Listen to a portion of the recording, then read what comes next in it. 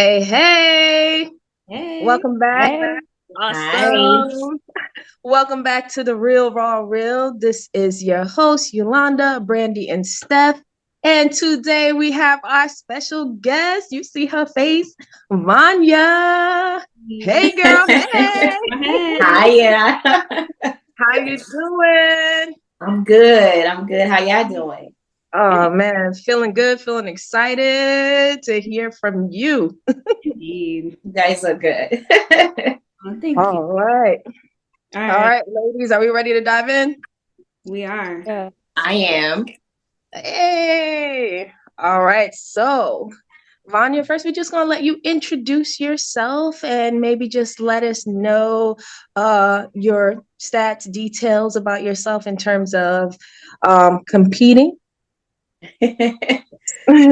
Okay, so my name is Vania Auguste. I am from Brooklyn, New York. I was raised in Haiti, and then I moved to the United States when I was 14 to Brooklyn. And I pretty much live in Brooklyn for a long time. I went to high school and college. And then in 2016, I decided to move to Tennessee. Big change, right? From like the city to the countryside. And for a second, I thought I wasn't going to like it. But when I came to visit Tennessee a couple of times, because my best friend lived here, it kind of reminded me of Haiti, like the big space, Hmm. how green it was, how peaceful it was. And I was like, yeah, this is the next place I want to move to. And I left everyone. Like, I told my mom like 2 weeks before I moved that I'm moving. She was really upset about that. She's Haitian, so Mm. it doesn't go that fly. Like you need to tell us a year before, not 2 weeks before. And I'm I versus told her your that I'm mom. moving to Tennessee. I told her that because I knew that if I told her before, it would delay. Yeah, it Mm. would delay and delay. So when I told her I was moving to Tennessee, she was pretty worried that, I'm just moving with my best friend. But I was willing to take that risk. And it was one of the best decisions for me. Okay. That's awesome. Yeah, I love Tennessee. I'm a teacher. I'm a French teacher in Tennessee, and I've been teaching for 5 years. And in that same school, I've been in that school for 6 years. So I was a teacher's assistant at first, and then I became a teacher. Competing wise, I studied my co- competition season. I mean, career in 2015. That was my first show. Okay. I turned pro in 2019. And then I went to the Olympia in 2021 and 2022. I did in Sometime. 2020, I missed the Olympia by 1 point. Okay. Yeah. But once I turned pro, I was like, up next, the Olympia. Like, I had my mind set on that for sure. But Love yeah, it. and I live in Tennessee with my boyfriend and my two dogs. Okay. That's me. Yes, All right. two-time Olympian. So first of all, before we jump in though to everything, you already threw up your flag. Always. Repping Haiti. I love Always. that. I love that. Can we talk what year, like, or what age I should say, did you come to America? I came, not 14, I would say, yeah, 13, because I came in 8th grade. Okay, so around your teenage Right, transition in right. phase. Like I Okay. remember when I was in Haiti, I had my first boyfriend, and I Ooh. told him that I was moving here. We were crying, like, "Oh my God," like that first love, like, "Oh my God, we gotta be together." Like within like a year, like of long distance, I was like, it's not gonna happen. Sorry. Y'all lasted a whole year. Heartbreaking at 13, 14 years old. Okay, young love lasted a whole year after that transition. Yeah, it was a culture shock a little bit because I used to come here all the time on vacation, but like public school going from private school because I went to Catholic school in Haiti and it was private, and then going to public school that was like completely different. Like I was not used to that Mhm. at all. And then wearing like clothes, I used to wear uniform all the time, and I have to wear clothes, and it was like people like kids were making like a big deal of clothes, and I'm just like, what? I have to have fresh tennis shoes, fresh sandals every 2 weeks, and what's going on? Like that was a big culture shock for me. Yeah, I could totally understand. I mean, Oh Steph, yeah, same here. Around what age again? 11. 11. So Yeah, same you thing. can relate. Yeah, You I can loved relate. my uniforms, not having to worry about, oh, what clothes you're gonna pick today. I'm just wearing my Right. uniform. Everybody Right. has to wear the same ribbons in your hair, the same color shoes, same color socks. Everybody looked the same. Yep. I And think for the only some, thing I was like excited, like getting ready for school in Haiti was my hairstyle. Like the way I did my hair was like the most important thing. mm, Everything else, it was just like I'm wearing the same thing. I was like, I mean, you had to be like your uniform had to be iron, like you need to be clean, it needs to be at a certain level, like things like that. So you were looking sharp every time you went to school. But the yeah, hairstyle was like you it change was it your up. unique Yeah. style. And then I came here, it was like, oh, I need this and I need that. And to be Head to it toe. was just like it took Head me to a while toe. to get into that groove. That's But awesome. me, for when I wish we had uniform, but I came here young, so I never really totally got that experience. But I mean, it was overall, save money. It was yeah, save Hmm. for money. sure. I That's keep wishing kids would wear uniform here too. It was save Like money. more all over. I think it's a great thing, but to each your own opinion. Yeah. But Yes. but in that transition here, like other than just the cultural shock, do you feel like you were treated any differently transitioning from Haiti to here within like the schools or even in your Somehow, neighborhood? yeah. My middle school was a bilingual school. Mm. So they taught in both language. I was really lucky. So they taught in French, Creole, and in English.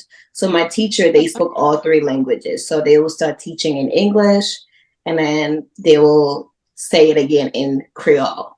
So that really helped. But when I went to high school, it was like completely different.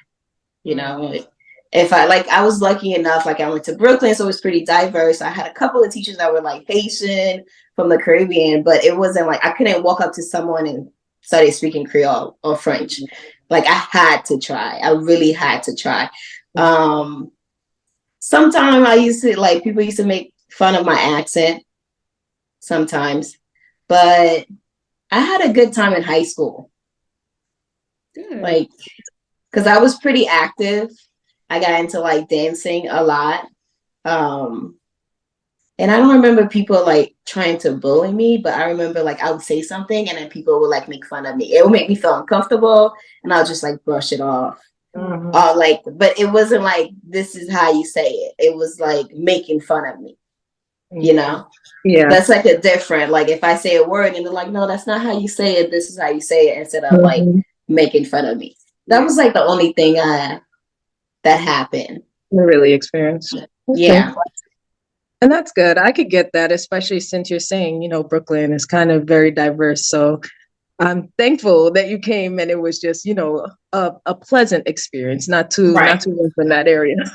Yeah. I do have to tell you, in high school, I think I was in like the ninth grade. My gym teacher came up to me one day and she's like, Stephanie, there's this new girl in class. This is what I want you to tell her. And, you're going to introduce her to like the locker rooms and tell her what to do. So I'm like, why? Oh, because she speaks Creole. And don't you speak Creole? No. Well, your last name is French. I am not French. I've never spoken French before. I'm not really sure why you think I speak French. So I thought you spoke another language. No, I don't. Yeah. That's terrible. Like people assuming things like that. Yeah. Just because you're from a different country. No. Yeah. Like I said, like I feel like I was pretty lucky because I went to school in Brooklyn and it was really diverse. So when I went to high school, it was pretty easy for me to find other Haitian girls, Haitian people, and I was able to make friends with them. But I didn't have class with them all the time. So when I didn't have class with them, I got those issues where like my accent was made fun of. But then beside that, like when I was hanging out, I still had that group to hang out with, So it felt different, but at the same time, it wasn't like the worst experience. Yeah, it really sounds like a good experience to me. The transition was very like subtle, Yeah. Yeah. But with that, you mentioned dance. Yeah, So you answered one of my questions already. Yeah, I've been well, I'll dancing let you go since ahead and talk about that then, Brandi, because I'm I've like, been ooh, dancing legs, since I was legs. a little kid. Like, I mean, if you asked me 10 years ago what you want to be when you grow up, like professional dancer. Professional, like that was my answer every single time. Professional dancer. Like my mom loved dancing. Like I grew up in a family that they love to party, right? They love to party. So like my mom put us in dance school and we've been dancing since Haiti.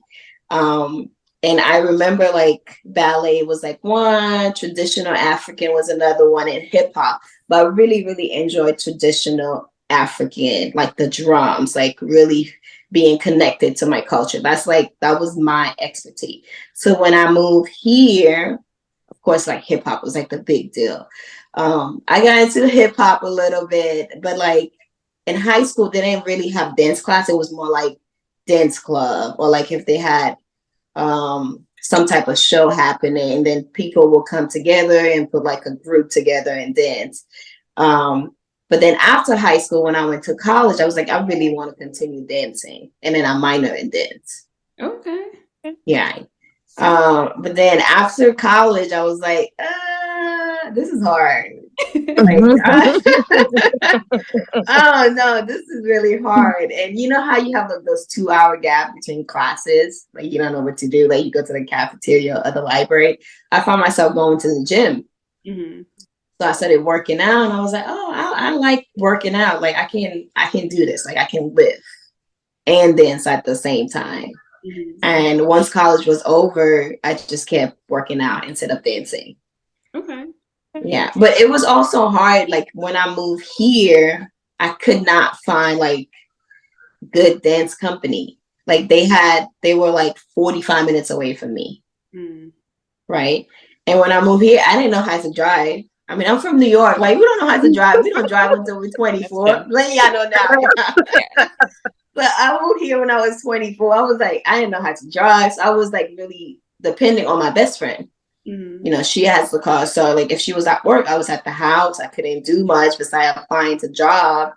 And then when she will come after work, then we'll go to the gym. So dancing was like slowly, it was becoming like something like in a back burner for me, like slowly and slowly. And then when I got into bodybuilding, posing became like the dancing for me, you know. But I love dancing. Yeah, Wow. I feel like that's this theme that we've had with our past few guests. They've been immersed in dance in some Yeah. and I feel I like mean, these dancers, y'all that are dancers, like can easily transition into like the stage or the presentation part of competing because it's easy, like it's fluid. You oh just yeah. have it. Like to this point, I'm like, oh, I bet she was a dancer. I bet she. I can just tell now. So I love it. I love being on stage. It's like it just reminds me when I used to perform. Like you practice for so long, for like 3 months, and then you go on stage and you perform for like 5 minutes a dance, and then that's it. And then everybody is like impressed by your routine. They're like, some people are shocked because they didn't know you could move like that. You are impressed by yourself because you like, you know, you do run throughs. And sometimes when you do run throughs, you have hiccups, but the day of the show, you have to go all out. right. So it's like, oh my God, I could not even believe that I'll be able to do this, but you're doing it. You did it. Mm-hmm. So yeah. That's so awesome. But honestly, like with posing, when I first started posing, I really wanted to like, you know how when you're a dancer, as either you like really soft or you like, man, when I learned posing, I was like, Sticking them cheerleaders. I wanted to hit the pose. I was like, oh, you can't do it like that? Okay, cool. So you had to find your happy medium. I had to tone it down, y'all. Tone it. You're not really dancing on stage. Tone it down. Okay, cool. Oh God. Yep. That's yeah. Is that what you say you feel like you brought to your first stage presence though? Or do you feel like you were able to tone it down way before you I was able to tone it down. I was nervous, so I was able to tone it down. I did like my front pose. I remember I hit it real hard because it was that hip one. When you do to the side, yeah, that one. Because you can like, when you do like a hip hop move, yeah, I hit it all I real kept thinking hard. about was hip hop just now. I hit that front pose real hard. Like, oh gosh, what are you doing?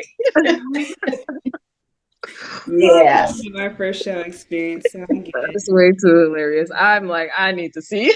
I'm always I trying know. to dive I'm down. like, is there a video? I have to look up for the video, y'all. It is Some funny. artifacts? Oh my goodness, that'd be definitely a good one to look back at. Yeah, Yeah. Flashback Thursday, Flashback Friday, something like that. So you said that you were lifting in college, and then you just continued on to lift. So at what point while you were lifting did you even discover the world of bodybuilding to even decide that you wanted to do it? Well, at that time, my ex-boyfriend, he realized I started getting into lifting weight, and he was showing me like girls in bikinis, like, you can do this, like, you can do bodybuilding, like, you have the body. And I was like, what? No, what is that? And I started like just Google like girls, and I was like, okay, like figure will come, and I was like, well, no, that's too big. And then I saw bikini, I was like, okay, I can do that. And I just remember like at that time on Instagram, I don't know if it was me, like when you scroll down, people were posting things to eat, like healthy things to eat. Oh, they would post like 100 days of abs, or like 10 workouts that you can do to burn like 100 calories, like things like that. So I started following like more pages like that. But I remember it was mainly like my food. I was like, okay, let me start changing the way I eat my food if I really want to do this. And then I started getting more into eating healthier, because at the time I was living with my mom, and sometimes she would bring Glio, and she's like, here's some? And I was like, Mom, I can't have that right now.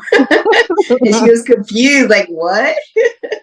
And I was like lifting weight and eating the food. And then we broke up. Like, me and my boyfriend at that time, we broke up. And it was a really bad it was really bad. And it was almost like, I'm going to sign up for the show, and I'm going to show you that I can get on stage. Like, it was more like, I'm going to show your ass. And I did. I got on stage, and I loved it. And I was like, yeah, I want to continue doing this. But my first show was really to show my ex-boyfriend that I'm going to show you, I'm going to get on stage. Like, I can do this. Nice. Yeah. Would you say, because you said that he initially introduced it to you as, you can do this, but in this time frame, like literally you started working out in college, like this whole time you were just working out on your own? I was, because I was just like, I was bored. Like, my classes was like 2 or 3 hours apart, and my college, they had like a really good like gym. And me and my friend at that time, we were like, okay, let's just go to the gym. And we'll go to the gym and like look at those videos. Like, there was this girl I used to watch on YouTube, and she'll like post like 15 minutes, like HIIT workouts, and they were really fun. Mm-hmm. So for us, it was like either we were dancing or we were doing like those little videos, like gym video, like workout videos. So it was more like a fun thing for me to do, not like I didn't know like reps, sets. I was just doing like following someone on YouTube. Yeah, absolutely, because kind of that's how it started out in my world. I did know I didn't know, but right, like I didn't know what a dumbbell was. Like, I just know like, oh, this is 10 pounds, this is 15. Like, what's the difference between a dumbbell and barbell and all that? Like, I didn't know any of that stuff. And after I broke up with my boyfriend, I realized like, okay, I want to do bodybuilding. That's when I actually started like searching, like, okay, what is a dumbbell? What is a barbell? What's a squat? Like things like that. Like, what's a leg press? Like, all the different like exercise. So like getting used to the name. And I used to watch Kai Green all the time. I'm like, I'm a bikini girl, but watching like a bodybuilder, but like I would watch him all the time. And then I remember like doing a lot of research for my coach because I was like, I didn't have that much money for these coach at that time. And I remember like just seeing people that look good on Instagram and like reaching out to them and they'll give me like a crazy price, but did not have like any competitors on their page. Yeah. You know, so it was just like, okay, I think I'm looking for the wrong thing. And this lady that was working at my gym, she was actually a female bodybuilder. And she asked me, like, are you competing? I was like, no, I'm actually looking for a coach. And then she told me who was her coach. And I went with her coach at that time. Oh, nice. So right before like getting on a stage for the first time, you did. Oh, like, I did. Okay, because I'm like, geez. No, I did get a coach. I'm like, I did. Like, because we book up, let's say we book up in January. I didn't get on stage till November. So I did my homework. So it wasn't like, I'm going to get on stage, prep myself, you know, and show you. I did my homework. Like, I made sure, like, I knew what I was doing. Like, the only thing is, I didn't really know how to train for my division. Because I went all out. You know, when you first start lifting weight, all you want to do is lift heavy. Yep. Especially once you start getting that strain. Like, I wanted to lift heavy and heavy. Like, cardio, what is that? I didn't do cardio until I was 2 weeks out. I was like, what? I'm not doing cardio. What? I'm going to leg press 4 plates. And I remember getting ready for my show. I watched one of the video on NPC News of someone that was like a bikini pro that was showing their workout. And I watched it and I was like, that's it? I was so confused. I was like, that's all she does? But when I watch Kai Green, he's like 8 different exercises. I was so confused. So it did take me a while to understand, okay, you need to train for your division. You know, like, but my first show, I was definitely trained like a bodybuilder. I was following Kai Green. I was like, you about to be up there with Kai. Listen. I was. Yeah. That's a fun story. That's a fun look back to. It is.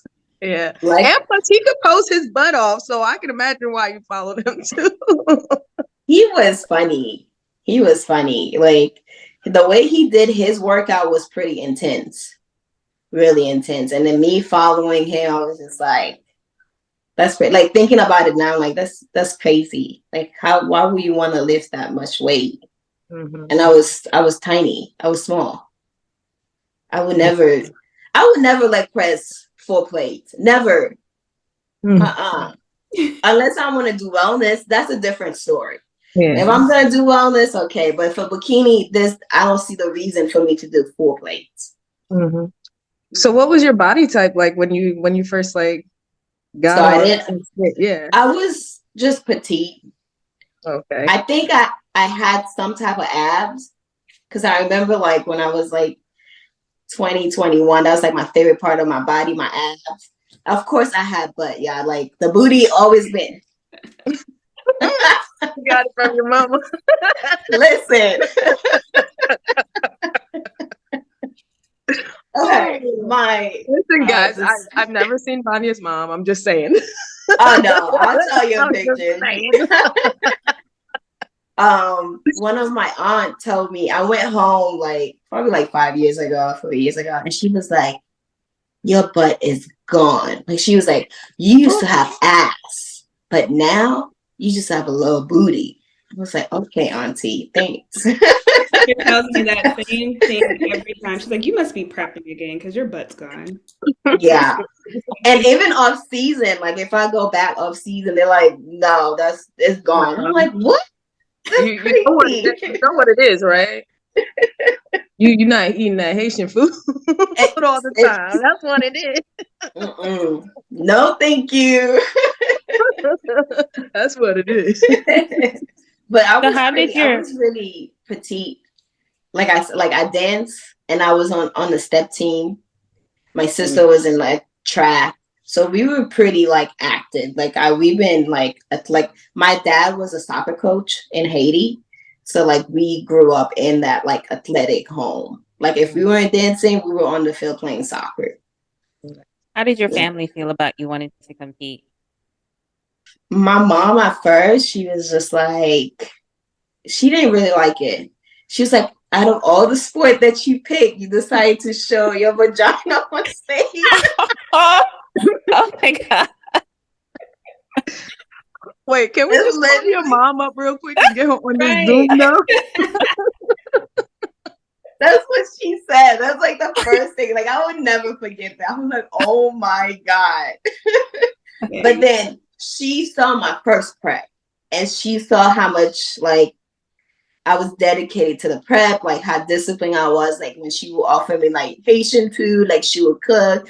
She saw that I wasn't eating it, and she saw like the muscle I was putting on, and she just like she's enjoyed it. Like my first show, my mom got into a car accident. Actually, a car ran over her like 3 weeks before her show. And I was just like, I'm not doing the show anymore. And I remember going to the hospital and she was like, you worked too hard for it. Like, you have to do it. So I was on stage and she was still recovering for my first show. So that's when I knew I was like, okay, she understands why I want to do this. Like, you know, why I want to get on stage. And then my first national show, I took her to the show because I want her to see, you know, because, you know, she, like, your parents always think you're too small. Yep. Especially in competition. Yeah. So I was like, okay, I'm gonna show you. So I went to my first national junior nats in 2017. I got my ass whooped. I was like last call out on the side. And I remember after the show, like I stayed after, talked to Sandy, and then we like driving back, and she was talking to one of her friends, and she was like, yeah, Vania's too big. She doesn't have that line under her glutes. I was like, oh, okay. Now you understand. She got into it. Right. Like what my daughter got to. Yeah, but her being at the show, she understood what was happening, like how much lean I need to get to be on stage and how I need to be competitive. So she understood. My sister was fine with it. And then the rest of the family got on board, like once my mom got on board. But it's always like once you're too lean, it's like, oh, you gotta stop. You know, when you reach that 3 weeks, 2 weeks, you get that, you know, the zombie face. They're like, oh, you gotta stop. You can't. No, you look like you're starving. And then like 2 days later, they're like, so how do I get my body to look like yours? I'm like, you don't want to give a patient food. Right. No. The family is so funny. They are so funny. And that's exactly what I bet they all do. It's like they're looking at you and they're like, no, like, you know, you need to eat something. Mm-hmm. Then the next thing you know, it's like, boom. So what meal prep company are you using? At least that's what I've got. All the time.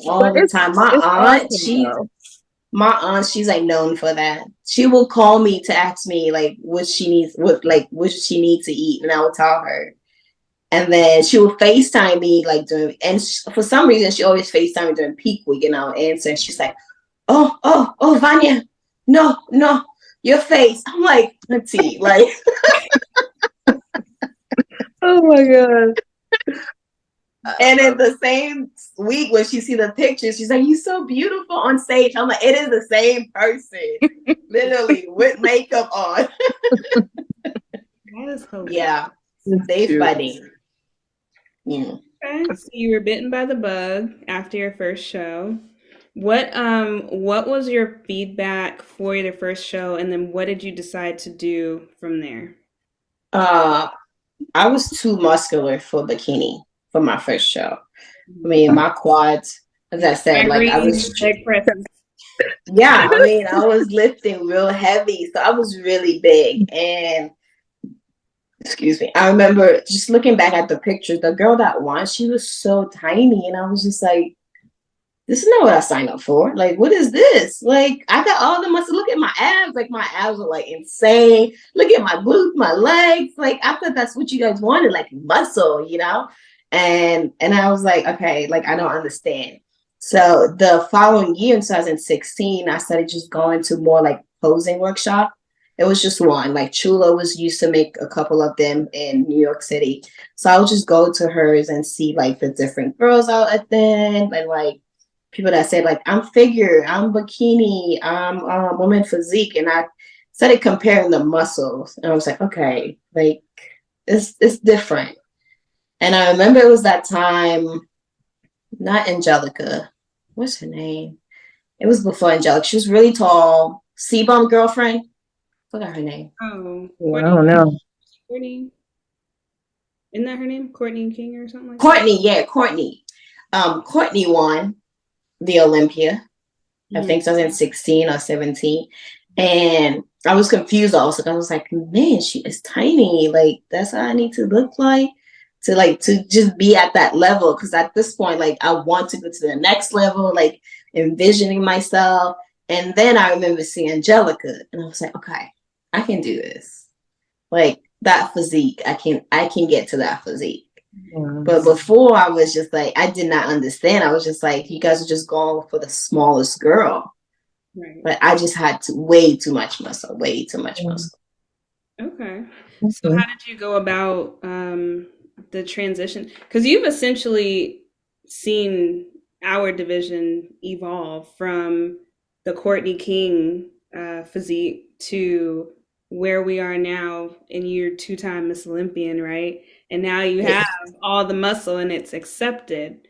So with going from the Courtney King physique to the Vania 2021-22 Olympian, what changes did you make? Did you have to downsize? Did you have to stop training for a little bit? Or did you continue to do what you were doing? Oh, I had to downsize a lot. I mean, I think my next prep, I did a lot of cardio because I was just like, for a point, I felt like I didn't like my body because I was just like, my legs are too big, my glutes are too big, I need to get it down. Oh my God. Like that was like the mindset. And I was like, and I did my first national show with that mindset. And of course, I got last call line. I was like, this is crazy. Like I'm doing all this cardio. I barely was lifting because I was trying to go down, but I was so soft on stage. It was just like, okay, like I need to make different changes. So I don't remember her name. I was watching this girl and she said in order for her to bring her legs down and keep muscles, she actually trained legs. She did not skip legs day. And I was like, okay, like I can do that. So I started doing that, and I started doing my cardio, which was Stairmaster. And that's what got me that's what got me into like actually my pro card. I used to be like Stairmaster queen. But now in the morning I run. Yeah, that's my favorite cardio. Really? Yes. Like jogging or like jogging. Like I'll do 2 or 3 miles. Yeah. Keep it. Yeah. Unless if I'm tired, I'll walk on the treadmill. If I'm not tired, like I'm running. Like spring break, I've been running outside. It's like freaking amazing. I don't know. For some reason, well, the gym is really far away from me. It's like 20 minutes away, and I'm not waking up extra early for fasted cardio. So I have a treadmill in the garage, and just running does it for me. And I think even if I had a Stairmaster, I probably would do the running. Yeah. You got that's my favorite fasted. Okay. I'm not with it yet. Not at all.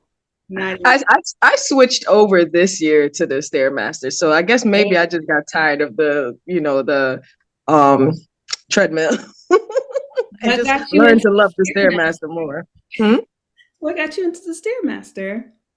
Yeah, the one above. I don't know where she is on everybody else's screen, but she's wearing a hat over there. We have our own resident Stairmaster queen. Yeah, the Stairmaster was like leading on to my pro card. That's all I was like. Stairmaster was it. Yeah. Morning and night Stairmaster. Yeah. But now I switch it up. I like my running in the morning, and then I'll do the Stairmasters after my workout. Nice. It's a mix up. Yeah. Yeah. I can't walk on the treadmill. I don't know how. Like I can't. I cannot just walk on the treadmill. I'm about to, I feel like 15 minutes feel like 30 minutes to me. I can't. I feel that. Deep in the prep too, especially, they feel like microwave. Yeah, I'm like, I gotta run. I have to run. I feel that. So before we transition into the career part of this, with your evolution through bodybuilding or bikini competing, whatever you call it, how challenging was it for you to meet the criteria? Because at one point you were too big and you had to downsize. And then as we have evolved into having more muscle in our division, did you then have to regain? Did you have any challenges meeting the judges' feedback every time you were competing after, even before you got your pro card and after? Yeah, it was challenging. I felt like just becoming a pro, I felt like it was like double standard for like black and white. At a point, it felt like that. It felt like I put everything down, but because I was that muscular girl, I was not getting placed. Whereas if somebody else was muscular, they would get placed. So it was just like a bummer. I even remember feeling that way before I got my pro card in Junior USA. Like I got first call out and I was in the middle. And I was pretty much like same height as everyone. But you can tell like my muscles stand out a lot more than everybody else. Right. But I guess because I was just too bubbly on stage, they gave me 6th place. And I was just looking at everyone and I'm just like, my times are showing. Everything is showing. I wasn't like dry or crazy or anything like that. It's just like, I didn't understand it, you know? And then I had to prep for junior naps, which was 6 weeks or 4 weeks apart. And I told my coach, like, I don't know if I want to do this because like, I feel like I brought my best to the stage and I got 6 at that point. Like, what else can we do? You know, and he's like, just keep going. I was like, all right, I'm going to try. And I just remember like Stairmasters every day, morning and night, Stairmasters. I was lifting my weight also. I was definitely weight training and doing my cardio and just going to junior nats. I was like, you know what? I'm just going to go and have a good time. My whole mindset was I'm going to go and have a good time. Like, I don't know how they're going to react. We were like 2 pounds less than what I was junior USA. So I was like, I'm just going to go and have fun. And I remember when they did first call out and Cindy put me in the middle, and she kept me in the middle. I was like, what the fuck is happening? Like that time that I really wanted to give up because I really don't want to do junior nats. And it was 6 of us. So it could have went both ways. It could have been like I could have get second or the girl could have get first. So even till final, I was like, hey, like they're probably gonna get me second. So they're just happy to see me do whatever the change that they wanted me to do, which was I was still too big, you know? And I was like 109 on stage at Junior USA. And I was still too big. And then come final, they called me first place. And I remember when they called my name, I stood there for like a second, like, okay, it's me. Come on, walk, girl. They just call you first place. But I felt that at my first show. I felt that at Junior USA.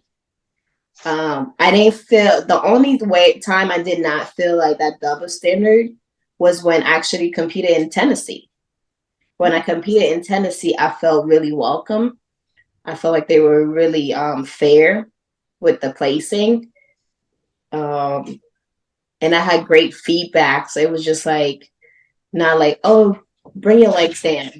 You know, it was more like, okay, you need to look at your diet going to peak week. How's your water intake? I just remember talking to that judge and there were more details about what I needed to work on instead of, you need to be tighter. Mm-hmm. You need to bring your legs down. And we all know that saying you need to be tighter could mean a whole lot of, it's just, It's not just dropping weight when people tell you you need to be tighter. It's not just bring your legs down. Because when your legs down, your glutes gonna go down. Everything gonna go down. It's not just your leg that's gonna go down. So yeah. Tennessee definitely restored that bodybuilding love for me when I moved here. Okay. Nice. Yeah. Sweet. Yeah. What else have I got? And I did do figure in 2018. Yeah, I did bikini and figure. It was that year leading on to 2019. Like I had a plan to get to my pro card. And that year I was like, you know, like when you're that big, you always you should do figure. Like there was no wellness at that time. So it was always like, you should do figure. You should do figure. And I was like, okay, I'm going to do bikini and figure. And I'm going to make up my mind at going to 2019, what I really want to do. And I won both overall. Ooh. Yeah. So how hard did that make your decision? And for figure, I was like the smallest on stage, but I was very conditioned compared to the other girls. And I won both overall. But when I got off stage, I was like, I am not a figure girl. I am such a bikini girl. Like you didn't even have to tell me. I was like, yeah, I'm doing bikini. I work hard for bikini. Nope. Like doing the figure. Huh? Go ahead. I'm sorry. Doing the figure poses on stage, it was muscles that hurt like I never felt in bikini. And you know, like I know bikini that like we get hurt, but figure they have their on like your knee, the when you like flexing your quads, my calf. I didn't even think like when they say thank you, ladies. I'm like, how am I gonna walk off stage? Like I just felt like everything was locked. But after that, I was like, yeah, I'm definitely doing bikini. And I also asked the head judge, which was Mo, and she's like, you definitely bikini. I was like, okay. Like she reassured me that bikini it is. I had to fight for bikini because every time I got on stage, people would say, you should go do figure. You should go do figure. And I was like, no, I want to do bikini. I want to do bikini. So was it the judges that were telling you figure or just people seeing you compete? No, more like people. Okay. I don't think judges ever told me to do a figure, but it was more like people would tell me, you should do figure, you should do figure. I mean, even my coach would be like, no, let's do figure, you know, and I had to fight for that bikini body, that bikini physique. And eventually I feel like bikini now kind of cut up to my body now. Because before it was like lean, you know? Now it's more like a fullness. They want you to be conditioned, but they want that fullness, you know? So I'm glad I stick to bikini. Good. Yeah, for sure. I was actually going to ask that earlier in terms of like you going up, but the fact that you did try it out, that's pretty cool to know and understand like what really made you stick to the bikini. But at the same time, I'm like, it was all the posing.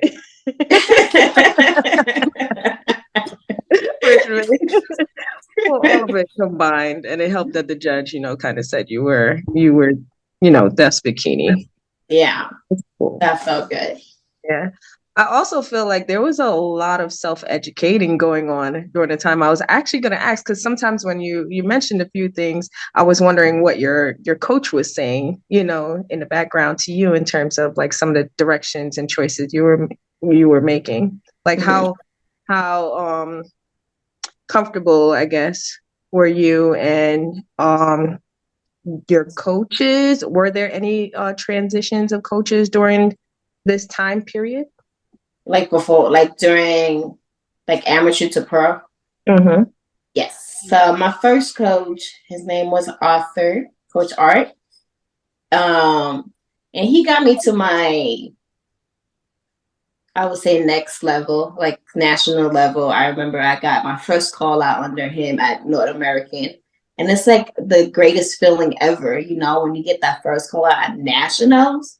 I was even in the middle, y'all, but I was like, oh my God. It felt amazing to be like in that call out, and I ended up being 7th place. So he got me to that point, and I was actually living in Tennessee, But then I was like, something is missing, because we went to Miami and I got third call out. And I think we did another show again. And I got second call. I said, okay, something is missing. Like, we were trying to do the same thing at North American, but something was missing.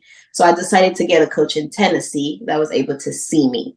So like, I would actually go in and check in. Like, he were able to see my body, make changes right away instead of sending email. That really helped me get like to my pro card for sure. Okay. Yeah. Definitely. Yeah. Definitely sounds like a good transition, because to be able to have any coach in front of you consistently and getting that instant feedback sounds good. I really like him. But like, after I turned pro, I was like, okay, up next is the Olympia. And I told myself, I was like, I love you, but I don't think you can take me to the Olympia. You know, it was like a mutual respect. Like,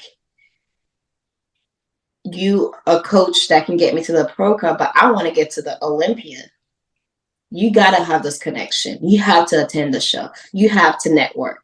You can't just be in Tennessee and then expect everything to blow up. I'm sorry. Like, in our industry, you have to go and make that network. You have to go and make that face-to-face connection, you know? So I was just felt like he's like pretty laid back. He let his work talk for himself. I was like, but you got to be more social. You have, like, if you want to get to the Olympia stage as a coach, you have to be in, like, behind the scene, like check in when they do posing seminar, like things like that. And I just felt like he couldn't take me to that next level. Those are some really good key points that you pointed out. Because, you know, a lot of people are, you know, trying to figure out, like, well, you know, staying with one coach versus transitioning to another, and why. And, you know, you have that loyalty aspect, but at the same time, you know, like, something's missing. I need to do something different, but you don't know how. So even just those little checkpoints that you mentioned are some good things to, you know, have in back of your mind and consider when you're thinking of transitioning. So I think everybody should, like, consider that. A lot of people are afraid to make those changes, and I always encourage someone. I'm like, if you've been working with this coach for so long and you give him your best, like, you follow the diet, you follow the plan, and you guys are still coming up short, you need to change something, you know, like, especially if you went to all the change, you change your cardio, you change your diet somehow, you change your suit, your makeup, all of that, and something is cutting short, you got to make that change. I mean, it's going to hurt, but that's bodybuilding, you know. I don't think your coach should take it that personal, because if they realize they can't take you to that next level, they should also be real with it. Like, okay, like, this is not working, or something is missing. But I don't think a lot of coaches want to do that either. So it's almost like the athlete has to do it. Like, okay, like, I appreciate what you've done for me, but I gotta go to the next level. It's definitely a hard conversation to have, for sure. But it sounds like for you, you already knew in your mind what you wanted. So you was like, who can help me get where I need to go? Yeah. And you made your decisions based off of that. Whereas, kind of like what U-Landa was mentioning, some people, like myself included, were dealing with the whole, like, maybe need to go somewhere else, but I've been with this coach from the beginning. How is that? I think a lot of it is perception too, because we are, in this day and age, our whole industry is like Instagram and YouTube. You know, you watch everybody's entire journey. And so it's like, I know at one point, probably early in my competition career, you know, people would talk about people coach hopping. Like, there was like 2 or 3, I think they were pros. You'd see them go from one coach to another, like, after each show. And there was this whole, you know, talk about coach hopping and stuff like that. So there was this just negative perception of changing coach. Right. Which makes that decision, like, hard, because, like, how does this reflect on me? You know, am I coach hopping? You know, am I, like, not giving it enough time or what have you? But I really love the way you put it, like, who can take me where I need to go? It's not personal, it's my goal. So next step. Yeah, you have to have, it's hard. conversation, but you have to ask yourself also, like, what do I want? Where do I want to go? Can this person take me to that place? Even talking to your coach, what is the game plan? Like, what are we doing? Not to bring his name up, Ryan. I love working with Ryan, but there was like a point where I just felt stuck. And I was like, no, like, I need to make a change. Like, I adore Ryan. He got me to my first Olympia, and I have so much respect for him. But when we had that conversation, he also understood me. So it wasn't like, okay, I'm leaving. Like, I'm done. It was just like, okay, like, he got me to the Olympia. I'm at the Olympia. Now we need to go to the next level. And this is not working, Ryan. Like, I want to get a win. Like, I remember having this conversation. Like, I want to get this win. And something was missing. And he understood that. So. That's awesome. I love it when the coaches as well, they want the best for you, and they could just, gracefully wish you the best of luck. Yes. And it's always good to like end things on a good note, because you never know. Mm-hmm. Right. You never know. Like, what if I want to go back to Ryan and now we ended on a bad note, and now he's like, I don't want to deal with Vania at all. So like, that's always my thing. Like, if I'm going to end something, I want you to know what's going on. Mm-hmm. And then like, so we both know why we like go in different ways, instead of it's just one person, like it's sideline. You know what I mean? Absolutely. Yeah. Absolutely. All right. How did you feel at your first Olympia? Yeah. How did it feel to be on that stage? It was amazing. That experience was, I felt like I was in a dream. Because when I was there, like the first, just getting to Orlando, I was pretty familiar with it because Clash, they have a lot of show there. And I've been there like 2 times. So I was pretty familiar with the venue, but seeing everything, going to the athlete meeting and people like coming up to me, I was like, you follow me? You want to take a picture of me? You want my picture? Okay. Like, it was just like, really, I remember like selling one picture to a fan. And I was like, holy shit. Like, I just sold a picture to someone, like, mind blowing. And then like 2 weeks before the Olympia, or 1 week, like they post the list, and I was number 1. First Olympia, number 1 to go on stage. And I had a feeling, because I'm like, my last name is A, and I'm usually either between 1 and 3. It's not that far, 1 and 3. And I was 1. I was like, golly, like, this is my first Olympia, and I have to open the show for bikini. And I just remember like working my way up to that, like, I'm going to like have a great opening. Like, I'm going to like make sure that the ladies that's watching, they're like, oh yeah, we ready. Like, from my energy. And I was backstage praying, like my whole Catholic self came out. I was like, Jesus. All of that, praying and stuff like that. And I was so nervous, but Bob, right? He was like, all right, up next, our first competitor, Vania Auguste. They were playing Beyonce. I swear to the box, I was like, oh, yeah. Oh my God. And it was just like something just switched. Like, I had such a great time performing on stage. Like, it didn't even matter like if I placed. It was just like, I am on that Olympia stage and I'm opening up full bikini. I need to represent for the ladies. Mm-hmm. It felt really good. That's the thing. It's like, I need to represent. And with that, I had mentioned when I was disillusioned right after I won my pro card and they wanted to interview me, they asked me who were my sources of inspiration, and you were one of them. And I said that representation matters. And so seeing you up there meant for me, like, if you can do it, I can do it. And I know that you mentioned earlier that you kind of had this feeling early in your career, like there was this kind of divide, like if they do it, they get rewarded. If I do it, I get docked. Mm-hmm.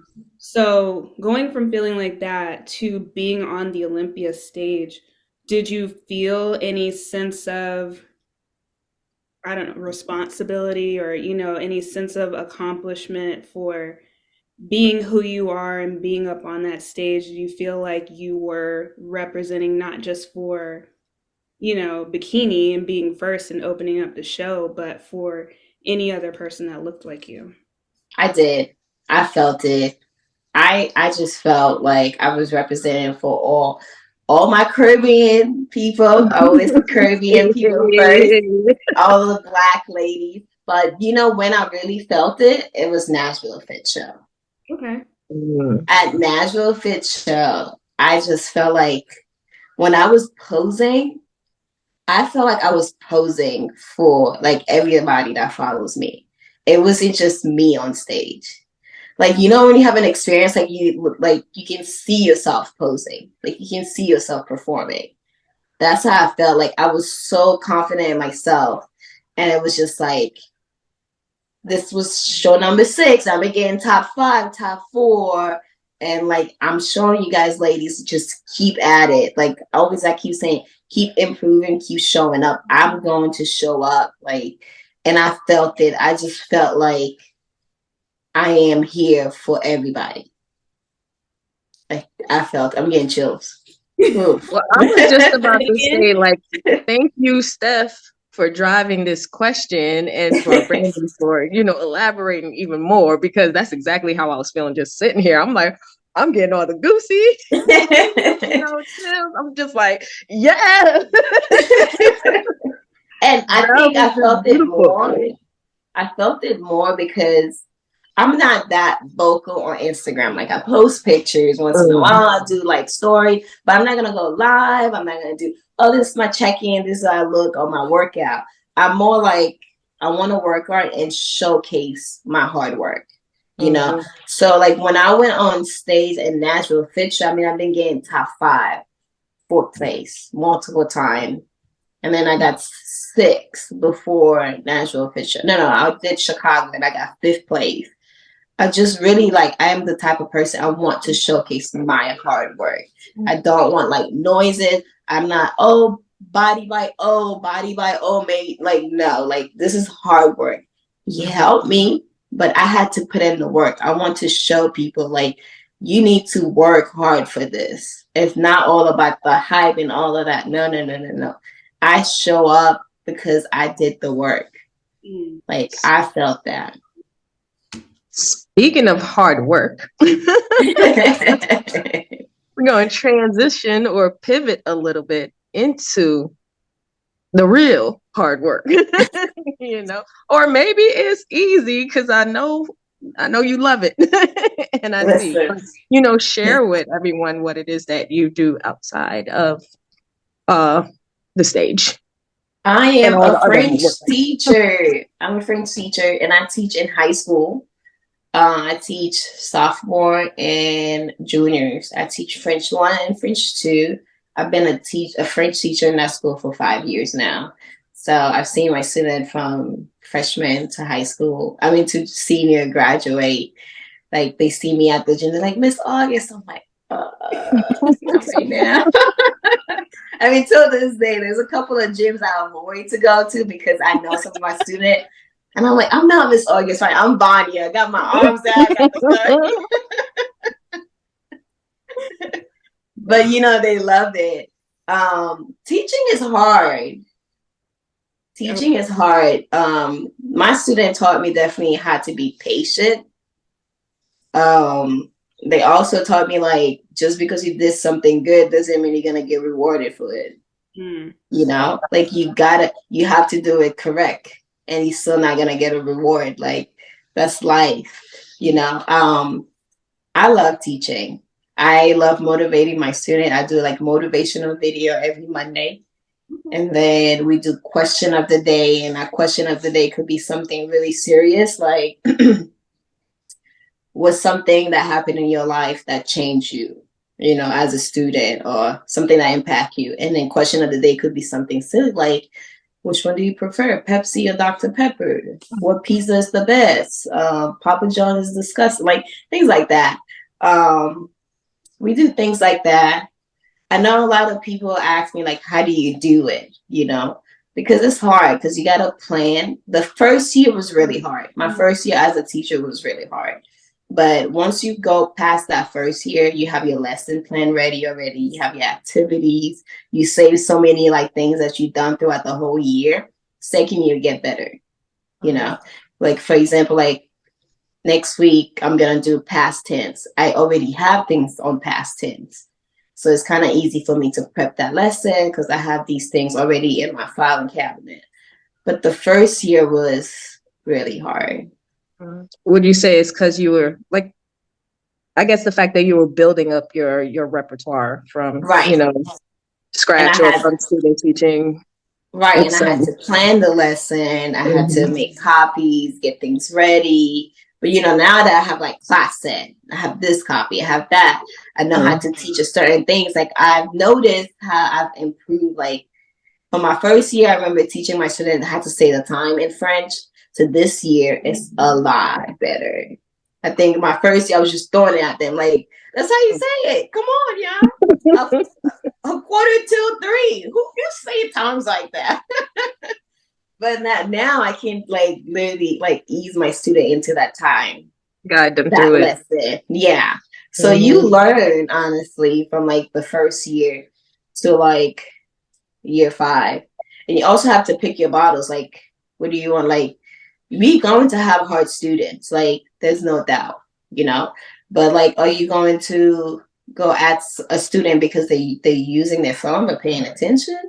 Or are you going to go with a student that's like being disrespectful and interrupting the class? You know, like certain things that you got to pick your battle when it comes to them. And they've grown. I mean, the only class that is not my favorite are the freshmen. Oh my God. Really? I get it, but at the same time, I still enjoy them or used to enjoy them because you get to mold them. You get to mold them, and then they become your seniors. No, I watched them. My freshmen that I had, they are seniors now, and they like amazing. Amazing. But when they were freshmen, and I had them the last 2 class period before they leave to go home. My goodness. I mean, I used to threaten them like, all right, if I tell you guys to stop talking 3 times, I'm going to give you guys a quiz. It was like quiz every day. I'm like, geez, this is not working. Yeah. The freshmen are challenging. I would say each year they become a little different. Yes. What's that saying? You know, when the adults look back at us or even they look back at us and say, you guys are nothing like we used to be in school. You know, that kind of keeps going because I'm sure we're looking back at these kids and like, y'all nothing like we used to be in school. Yeah. So we keep going in that direction. You're looking at these freshmen like if you were in Haiti. It's the whole different, big difference. And another thing, I feel like the younger generation now, they are, I don't know what's in the water, but they are so darn tall. It's like, where did you get all that height from? How old are you? 14? Why are you 6 foot? Yeah, they are tall. One of my coworkers asked me, like, why do you always wear heels to work? I'm like, do you see my height? Do you see my students? If I don't, I'm going to look like a kid. I need to dress up all the time. I'm always wearing heels. Like, no, I need a little height when I'm talking. But, you know, my students are pretty amazing also. Like, I remember my first year, I was kind of nervous to tell them, like, I do bodybuilding. But then once I took my sweater off or my cardigan or my jacket, it was just like, Miss August, your arm. How much do you bench press? I'm like, okay, let me tell you. So I couldn't hide it from them. And then I decided, like, every year, like the beginning of the year, I always tell them, hey, I'm a bodybuilder, you know, like my Instagram is public. Like if you go, like I educate them on what's happening. So it's not like, oh, Miss August is on stage with a bikini on. Like this is professional. Like this takes time. I have to be disciplined. I even show them because I'm a really big sweet person. So when I'm not ready for a show, I always have candy in my drawer and I'll give them candy. When I'm getting ready for a show, there's like no snack. They on Nah. purpose. So They they know. right. And then if they see me eat a snack, it's like, don't you have a show coming up? Can you eat that? And sometimes I have to tell them, I don't have nothing going on, y'all. Like So they stay on top of you as well. they That's do. pretty They cool. do. That's awesome. Yeah. I love They how do. I guess to say it was automatic for you in a way, in the fact that you couldn't hide it.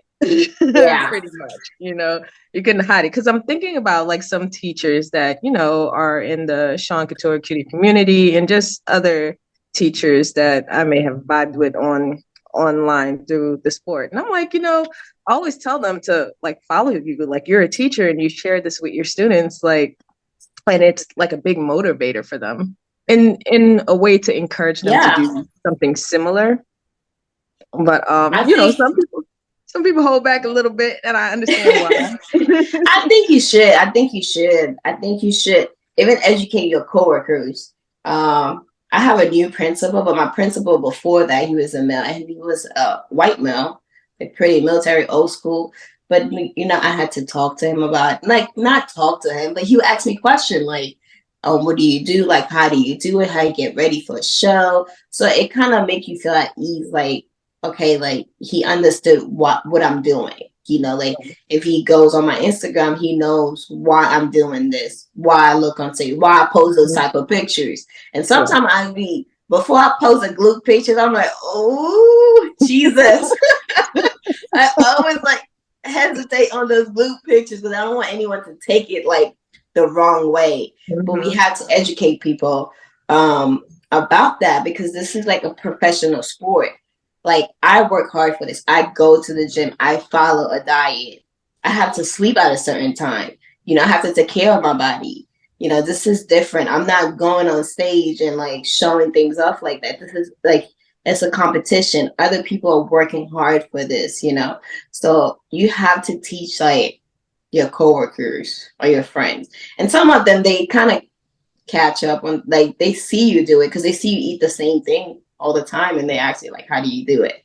Like, how do you stay committed to something? But then also they see a picture, they're like, oh, there you go. As long as you do it. Like, that makes sense now. Okay, that's why she looks like that. That's why she walks so fast or drink all that water.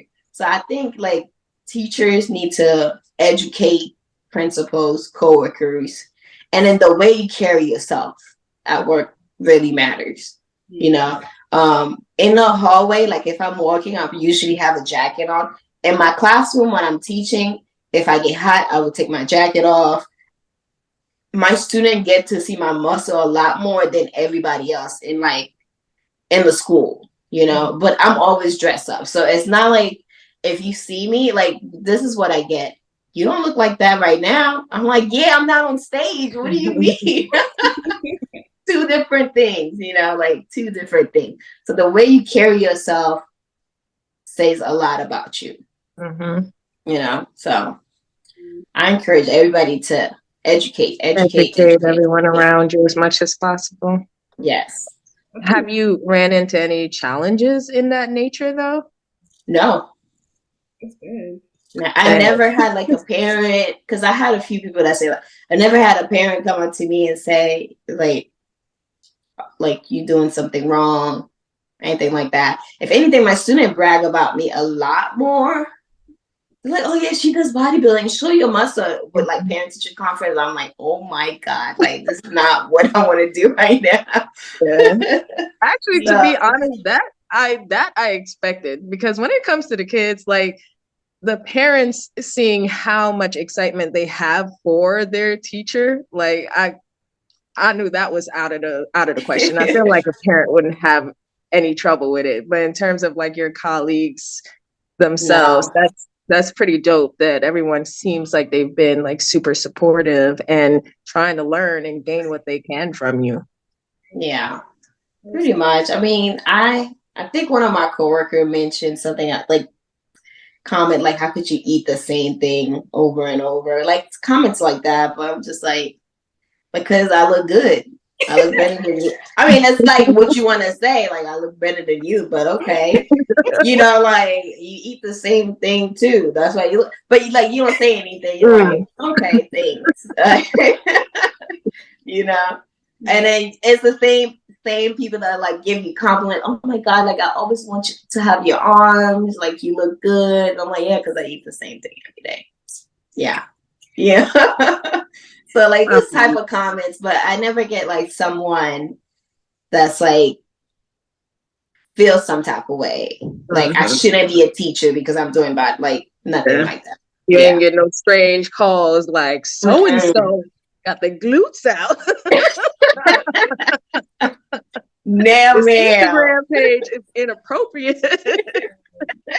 No, that's awesome, and that's beautiful because it just shows the direction that everything is moving in, and that it's everyone's getting the respect deserved because, like you said, it's a professional sport, right? Yeah, so too. Yeah. It's good to not have to have one more thing to stress about because prep is already stressful on its own. Like, and to have to be worried, right. What your coworkers are saying or how your principal feels and all of that. I think that's awesome that's just one less thing you have to worry about when you're prepping. Yeah. When you're talking about going to the Olympia and whatnot, like who needs that? Yeah. But I think, I mean, the most stressful thing with bodybuilding and teaching, I think, is taking days off. Because I always feel guilty. Like sometimes I take Friday off, sometimes I have to take 2 days off. Every time you take 2 days off, your students are behind, especially if you're teaching something new or if you continue into like explaining something. So almost like I leave them with worksheet, but if they didn't understand it, it's like I always feel bad when it comes to like taking days off for competing. Yeah. But when you come back, I had to tell the whole story. What happened? Why you didn't get first place? They cheated. And you got your whole little cheer section. That's awesome. All of it. It's so beautiful to come back to. I think the one time you posted about them asking to see, was it your crown or your sword? My sword. They wanted to see my sword. Yeah. But I couldn't bring that to school. Like, no. So I bought my crown. Yeah, there you go. So I know it all played together. Yeah. So it's just beautiful to see that encouragement go both ways, I guess, from the students and you to your students as well. So it's just beautiful. I love it. It is. I enjoy it. Let's get real and raw real quick though with your career. Because by the time this comes out, it'll be old news, but I mean, it's current right now. And so, in light of recent events, I sent you a text message because I'm like, what? Nashville? Vania's a teacher. She's in Nashville, I thought, and so my very first thought when I saw that was check on Vania, like make sure she's good because like, those things happen and they happen in places like I've either never heard of or never been to. Or, I don't know anybody there, but knowing that you were in the general area, that was my first thought. So with being a teacher in this day and age, outside of bodybuilding and all of that, like, how do you just mentally prepare each day? Is that something on your mind ever? Like, what could happen to me or my students today? I don't think I think of that when I go to work because I listen to gospel song every morning. It's like how I prepare myself for the day. So I listen to gospel song. I listen to gospel song in my classroom. So as my students are coming to my classroom, well, first or second period, they get to hear that gospel song. But I try to talk to like my students. So like when we do question of the day, because we try to talk about things like that, Well, the shooting that happened in Nashville, that was different. But there are other things that happen in school too. Like kids bring guns to school, they bring knives, they bring things like that to school. And our students, they always know first. They will always know first before the teacher and the principal, So I was trying to talk to them and like trying to teach them, like, it's not snitching if you're trying to protect yourself and everybody else. It's almost like a conversation every time I do question of the day. Like, you have to talk to them. And then student in your classroom, you have to make them feel welcome. Even if it's like, how was your day today? How are you feeling today? And then, I mean, that's, they might not do their work for the whole quarter, but you having that conversation, and they're willing to have a conversation with you. They just don't want to do French. And I can understand that. You know, they're willing to talk about fitness, but they don't want to do anything about French. So I think is also like talking to every student, because you don't know what's going on to their mind. You don't know what's going on at home, but you can make them feel at ease when they're in your classroom. And then you can talk to them about things like that, like the gun situation. Like, some of our kids do bring guns to school, but they know it first. Before a teacher know, a student will know. So you got to tell them, like, if something like that happened, you need, like, although you feel like you're snitching on your friend, whatever the case may be, you need to tell someone, because you're preventing something. You don't know the intention of your friend. So, like, things like that, I feel like I talk to them, like, at least once a month. We talk about things like that. Have you ever experienced I guess a gun scare or knife or anything within Lockdown. your? Well, we did have a gun scare in the school. It was a shooting in the parking lot. But luckily it was like everybody was almost, all the students were pretty much gone. It was like the teachers that were left behind, and it was in the senior parking lot. So that was like kind of scary, because like you're in your classroom and all you hear is like gunshot outside. Luckily nobody got hurt, but that was scary. But there are other events that happened in the school where, like, one time this kid brought like a fake gun to school, you know? I mean, you bring a fake gun to school because it's a joke, but we don't know it's fake, you know? And I remember that time when it happened, we were on lockdown because, you know, like, this other kid screamed gun, like, things like that escalate really fast. But they're not really thinking about that because they want to be cool for their friend. They want to, like, play with the water gun, whatever the case may be, but they don't realize that this actually looked like a real gun. This could be a situation. Yeah. What was your real raw reaction to that situation? It didn't happen in my classroom. And then one of my students were really upset because he came in my classroom and he was talking about it. He was really upset that this other kid screamed fake, like, gun, right? He's like, why would you scream that? And I was like, well, he screamed because he's afraid for himself. He didn't know what to do. It wasn't like I'm trying to get you in trouble. No, it was more like, I want to survive. Because he didn't know it was a fake gun. So, like, I had the whole conversation with my student. We just talk about things like that. Like, we have to talk about things like that with them. It's hard. Yeah. I applaud you for having those conversations and not like sweeping it under the rug or like, this thing happened. Yeah. Yeah, you can't, because the school that I teach is it's a rough school. Like, our students, like, they come to school because they don't have heat at home. You know, they get that meal from school. You know, some of them get that clothes from school. So we have that population that I have to talk to them. I can't just assume that they know what to do or what's best. Like, I have to talk to them about, like, those tough situations, because it's happening all around us.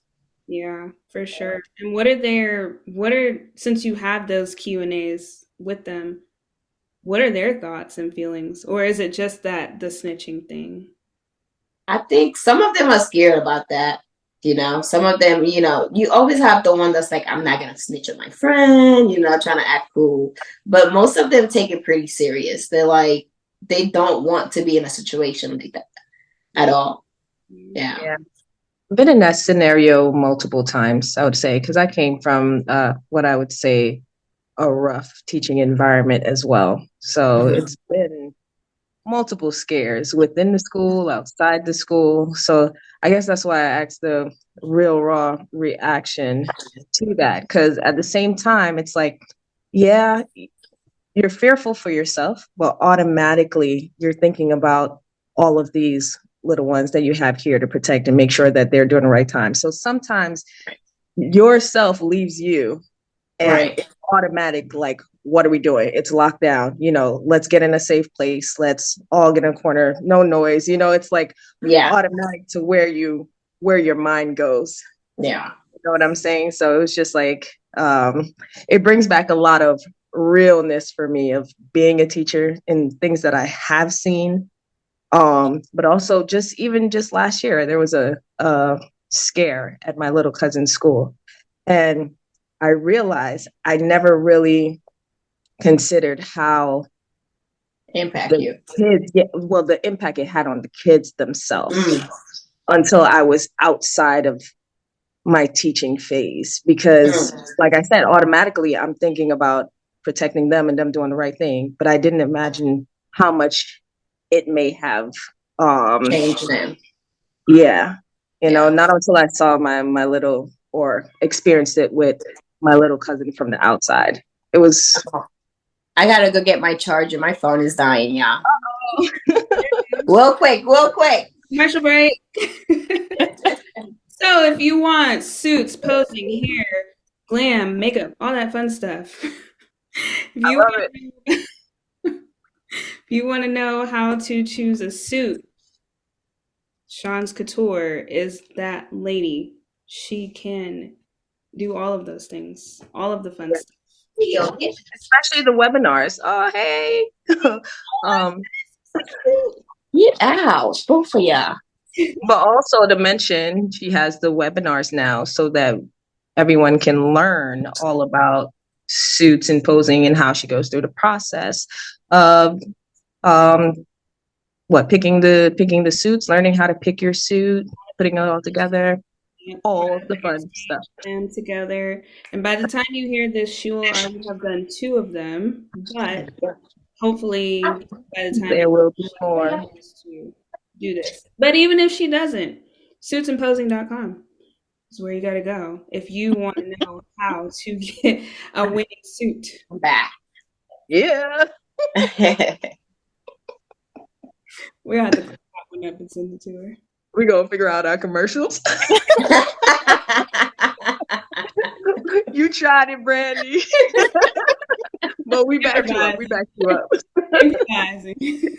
But I just wanted to mention one thing. So my one interaction with like that situation was, I think it was year 2 of teaching, and this student was not particularly my student. He was Haitian, but they were using my classroom. Like one teacher was using it. Like it was like a free class period that I had.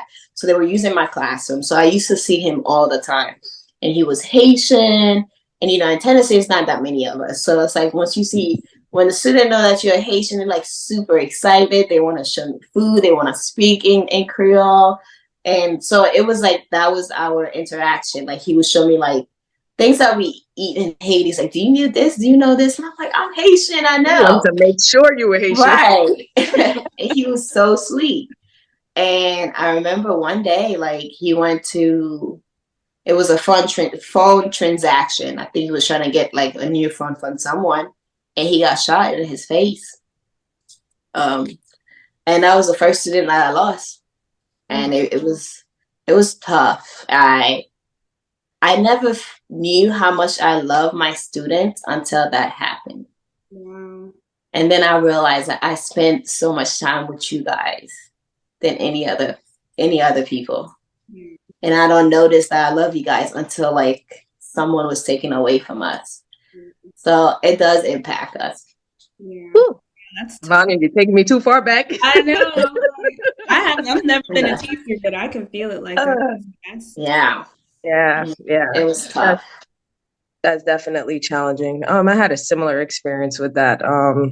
She was actually a senior, and it was right after she graduated. I don't even want to talk about it, but it was a very similar shot execution style in the park. They weren't even after her; they're after the person she was with, but caught up to her first. Yeah, that hurt. Yeah. I don't know how real raw y'all want to get with that. So let y'all take it, because I'm like, my heart hurts right now. It does. It's a real thing, and obviously it just happened. You know, I think there was one in Texas. My sister and I were just talking about it, and I've never been a teacher.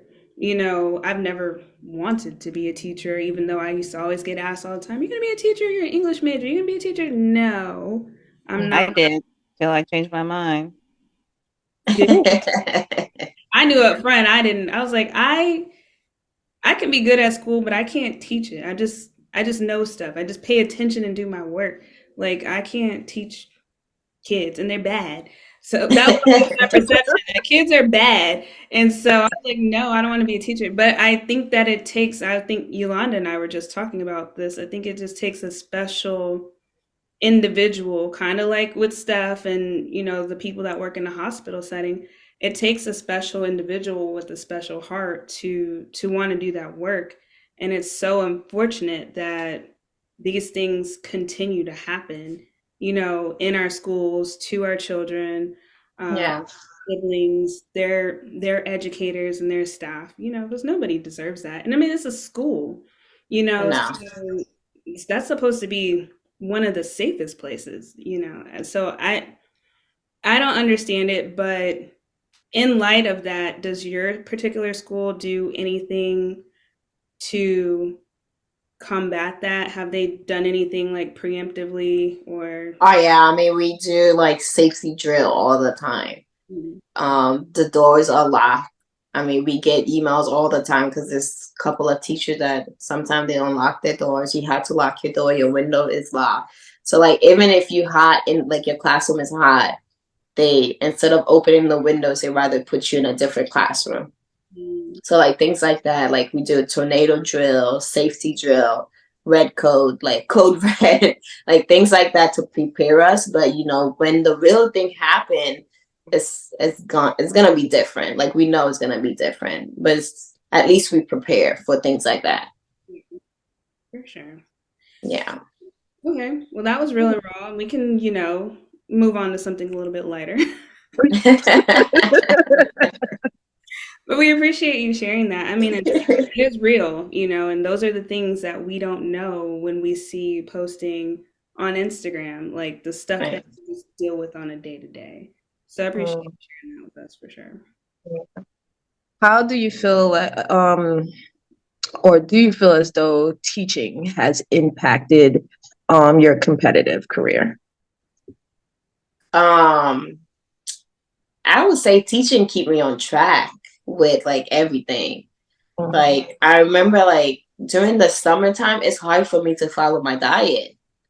But being a teacher, having that time and that routine definitely helped me prep. Like I feel like I prep a lot better during school year versus summertime. Because I have a set routine. Like I have lunch the same day, I get off the same day, I go train, like it's just set.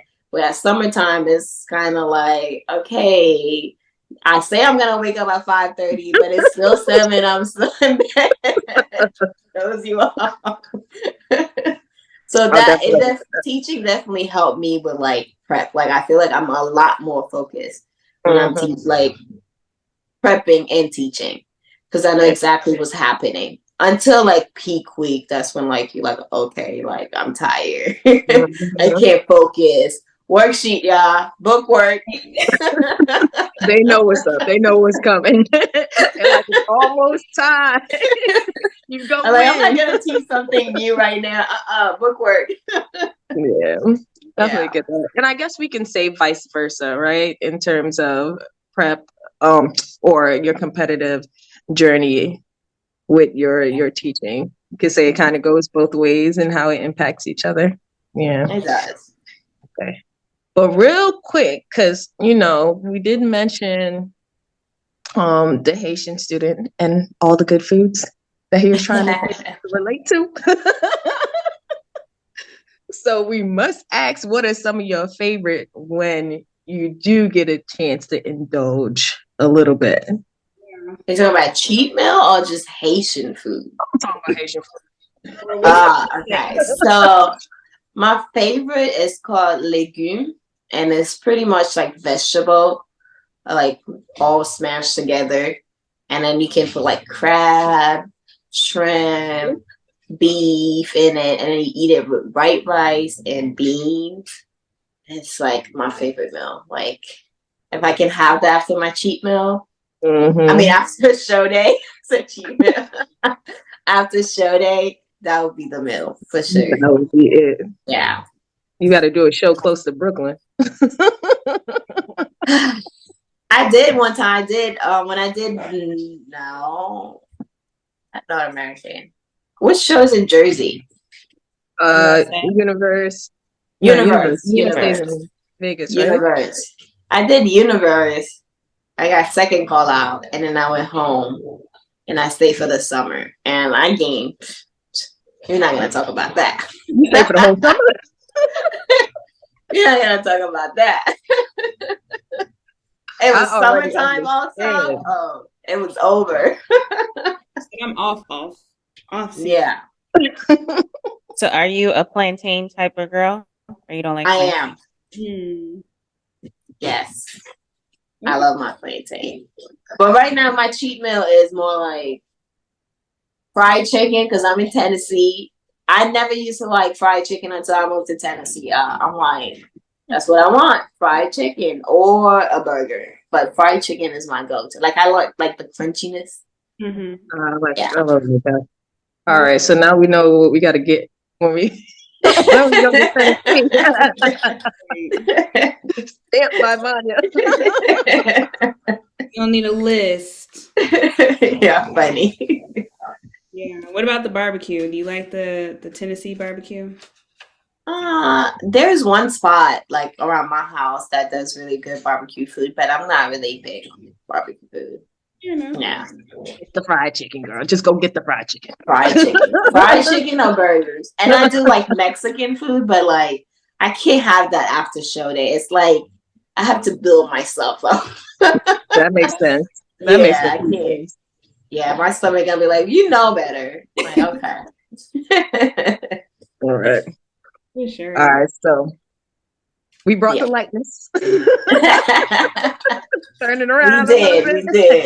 We did. All right. So is there anything else you want to share that we probably haven't touched on that you can think of? We do have final questions for you, but before we even get there. I don't know. I feel like I share what I wanted to share. Like, don't be afraid to make changes. I feel like some of us are like, don't be afraid to make changes. I mean, we don't know what's going to, it's a risk taker for sure, but at least you know that you made it instead of like always guessing, what if, what could have happened? Just go for it. Yeah. Jim. Love it.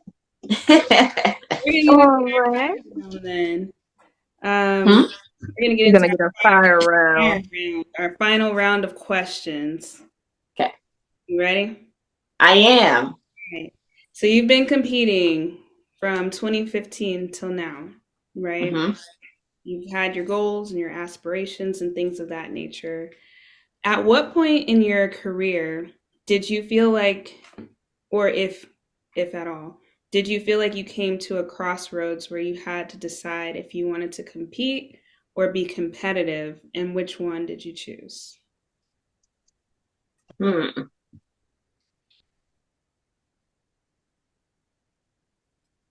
think it has to be in 2020. Okay. Because after I turned pro, it was more like I wanted to compete and I wanted to go to the Olympia.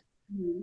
But then after that season and then like seeing my potential, I was like, okay, I need to be competitive when I'm competing. It's no longer about competing. Like when I get on stage, I need to be 100% or 120%.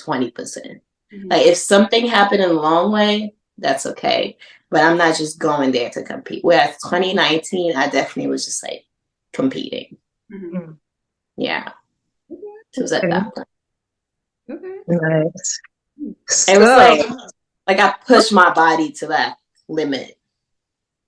Like that's when I started doing, like, I started running. Like, I was really like, I'm taking everything serious. Like, recovery was like something that I was like, yeah, whenever I want to, but like recovery was like important. Going to a chiropractor was important. Getting a massage was important. Like, on my light day, which was like when I had my HIIT workout, I would stay after and like do my stretches. It was like things like that I implement to get ready. Yeah. Yeah. Nice. All the things. Mm-hmm. All right. So, what is the realest Russ moment or emotion you've experienced during your competitive journey? Ooh, the realest. Oh man, Charlotte Cup. That was last year, 2022. Yeah, it's 2023. Yeah, last year, 2022. Man, Charlotte Cup definitely had me in my feelings. I think I'm still in my feelings a little bit. But I knew I looked good. Yeah, like I was like, I bought it. I was like, in no way they're gonna deny me this time. And of course, I got first call out, and the first call out was like 8 of us. And I wasn't in the middle at that time. I was like either like between fourth and fifth place. And then they like told the first call out to step off, and then they kept continuing with their call out. And I remember when I got off stage, I was just like really pissed. I was like, oh my gosh, like, what is it? Like, I put my best. Like, why am I not in the middle? Like, I don't understand. And then they were doing confirmation round. They brought top 4. And the entire time that they did top 4, I was in the middle. So I was just like, yeah, fine. Like, I did it. Like, I was sure it was going to be either me or Lucia, first or second, one or the other. You know, because that side they did confirmation and they ended like that. I was like 100% sure. And then the prejudging, I went to my hotel. I was just chilling. I'm like excited. And I remember getting ready for final. I took a video. I'm just feeling myself. I'm like first and second. I'm like, finally, I get to crack that second place again, or that first place. Like, I was really, like, I really thought I was going to get either first or second. And then came final, and then they given top 5. They called 5th place, and they called 4th place. And I just there. I was 4th. And I just, like, I didn't move. And the audience booed the judges. Really? Yes. Mm-hmm. And they had to call me again. And I just went, I don't know who was watching me in the audience, but they were like, keep your head up, you know, like telling me, like, it could have been Tony, because she took a couple of videos. She was there. And like, I got 4th place, and I just didn't understand. I was like, what the fuck? Like, how did I was in the middle the entire time. I look at those videos. I was like, I look good. I was full. Like, what happened? And then getting, like, after the whole reward, we go backstage, and I'm just trying to keep myself together, because all I want to do at this point is just cry, because I was like so embarrassed. I'm like, what would you even put me in the middle to make me feel that type of way? And I spoke to the head judge, because I didn't even want to talk to him. He was like, come on, I want to talk to you. And I was like, in my head, it's like, what can you say at this point? You know? And his question was, did I get in your head by putting you in the middle? And I was like, yeah, you did. I'm like, why would you put me in the middle and not give me first or second? But the person that was next to me still got 2nd place. And he was like, you're an Olympian. You shouldn't think like that. Just because you're in the middle doesn't mean that you're first place. And I was like, okay. And of course, I went to my hotel room. I cried. I was so pissed. My friend Carolina, we were crying on the phone together. Like, it was intense. But it also taught me a valuable lesson. Like, just because you're in the middle doesn't mean you're first, you know? But I really felt like that day I was on point. That's yours. yeah, like I really felt it. Like I, even if like confirmation round didn't put me in that middle, they had me on the side, I probably would still feel some type of way because I'm like, I look good that time. Like I brought it, you know? Yeah. And then I felt defeated after that. Like I didn't understand. I was like, I don't understand.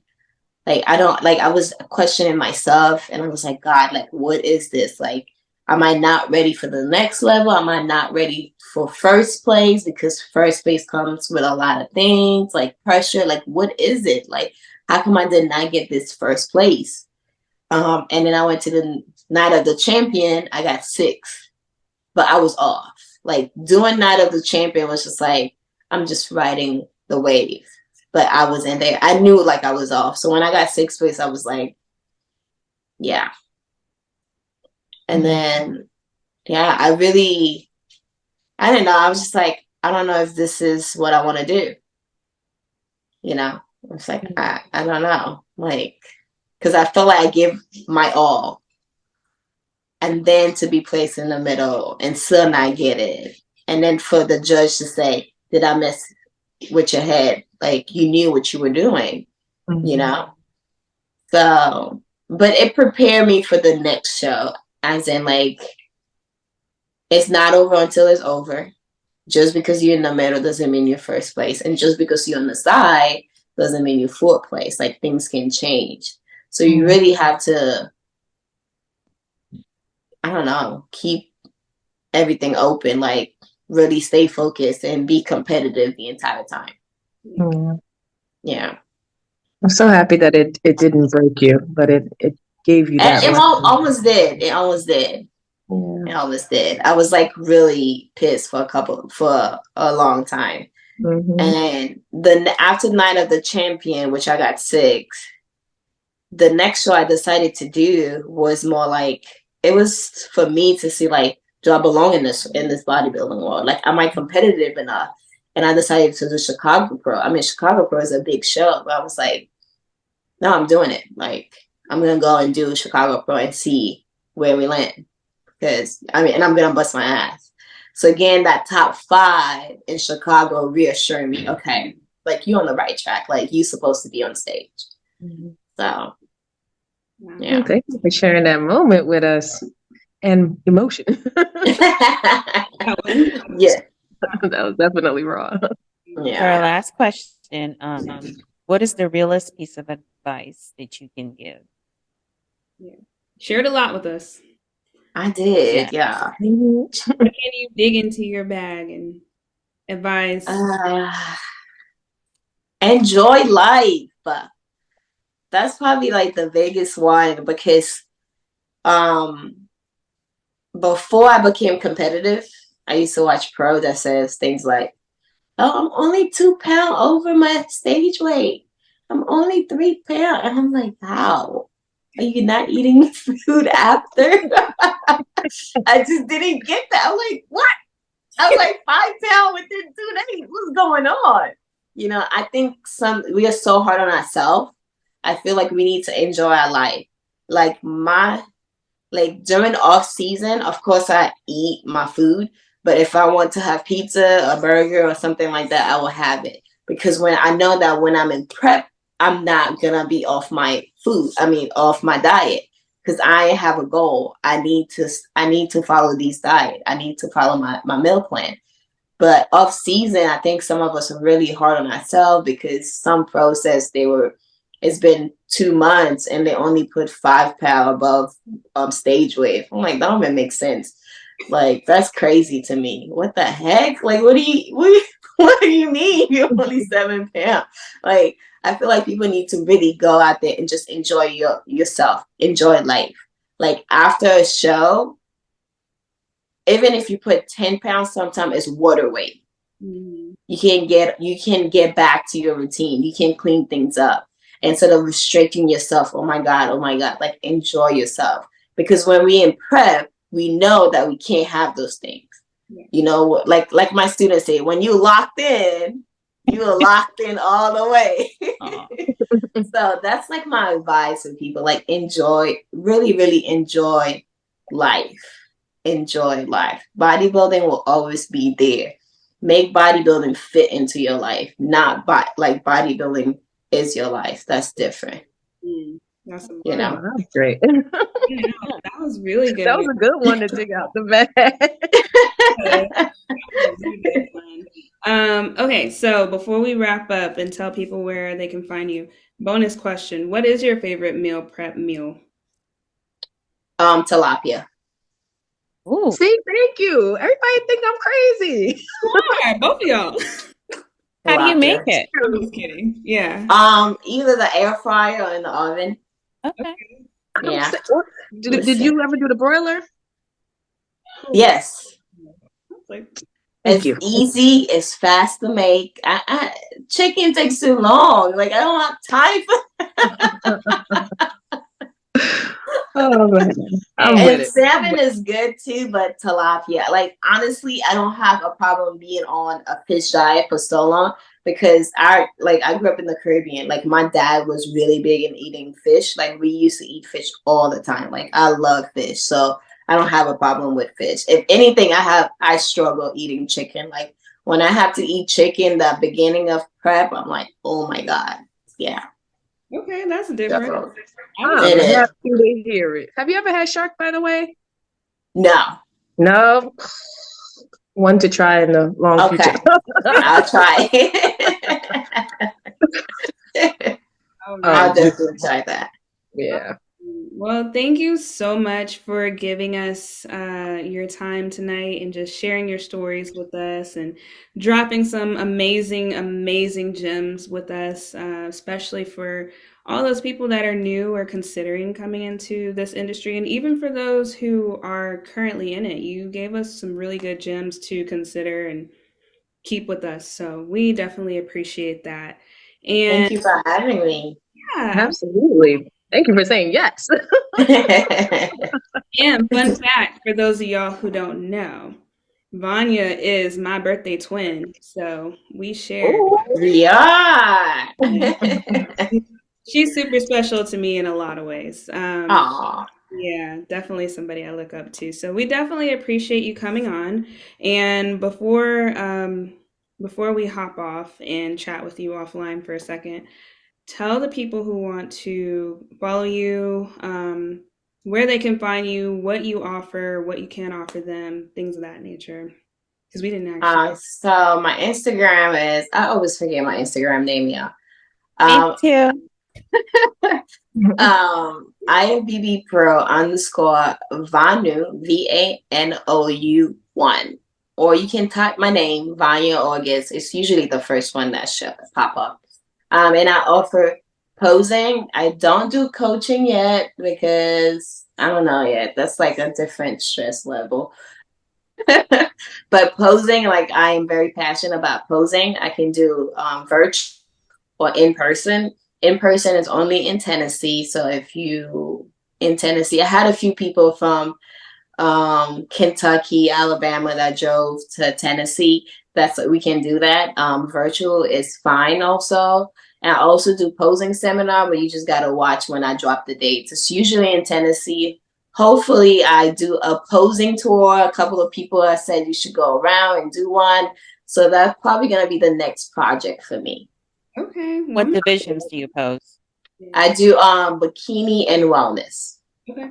If you want a low stats, for figure, I'll probably add the low stats for figure. That's it. Just stats. Let me tell y'all that posing conditioning is important. By now you've heard it on previous episodes. Vanya gonna put y'all through the ringer, y'all. Oh yeah. Comparison. Yes. Yeah. All the things. So definitely she is a good one to work with. Thank you. Don't worry, I'm coming for some. I am too. I'll be waiting, yeah. I said I'll be back and I did that. So excellent. Is there any other products, any favorite things that you have that you either support or sponsored by or Affiliates. I love all that glitter gem. Like I've been sponsored by her for 3 years now. But little funny story. My first show, I met her at my first show in Brooklyn. And I think it was her first, like when she was studying her business. And she came in the bathroom with like a little basket with her jewelry. And she was like, okay, what do you want? What do you want this? And I only had like $30. And she gave me like $50 worth of jewelry. Like I would never forget that. And then I used to use her jewelry and then I stopped. And I was like, no, you know what? I need to go back to her. And I reach out to her to ask her to be an ambassador. And she was like, no, I will sponsor you like right away. And but she didn't even remember that we met in Brooklyn. Oh. And then I reminded her and she was like, that is crazy. I remember you. And then she told me like the color of my suit. I was like, yeah, like I've known you for a long time. I really love, like her name is Jackie, the owner, and she's amazing. Like I love Jackie. You know what? I'm going to use that and say, we're going to get Jackie on here. I love her. I love her. Yeah. Yes. That would be cool to hear about how she started her process and just even her retelling this story of how she met you, you know? And she was a competitor too. She was a competitor at a point, so definitely. And she came to our workshop. My workshop was last Saturday, and she flew to Nashville just to be there. Oh, that's so yeah, I love that. I love that. Oh, that's amazing. All right. Y'all know who DMs I'm about to be in. You don't know when that name show up on the list. Awesome. Well, we had an amazing time with you. You shared some fun stuff and you shared some real, raw, real stuff. And so hats off to you, Miss Two-Time Olympian. So hopefully thank you, baby. Make that a 3-time and so on. Yes, ma'am. Yeah, we hope to definitely see you back on that Olympia stage. Definitely will see me in a posing session sometime in the near future. And I'll see you guys on the Olympia stage also. Hey, we received yes. Come on. We're making the way. We're making the way. We receive all of that. Yes. Absolutely. But thank you so much for joining us. You're welcome. And for those of you listening and or watching, if you enjoyed this episode and you want to continue to follow our journey and the stories that we learn from our other fellow competitors and or business owners or coaches, continue to follow us. Follow on the favorite podcast platform that you have. Follow us on YouTube, subscribe, like, share with a friend so that we can continue to show up in the algorithm and continue to grow this podcast together. And with that, we are going to call it a night, and we will see y'all on the next episode. Bye. Bye.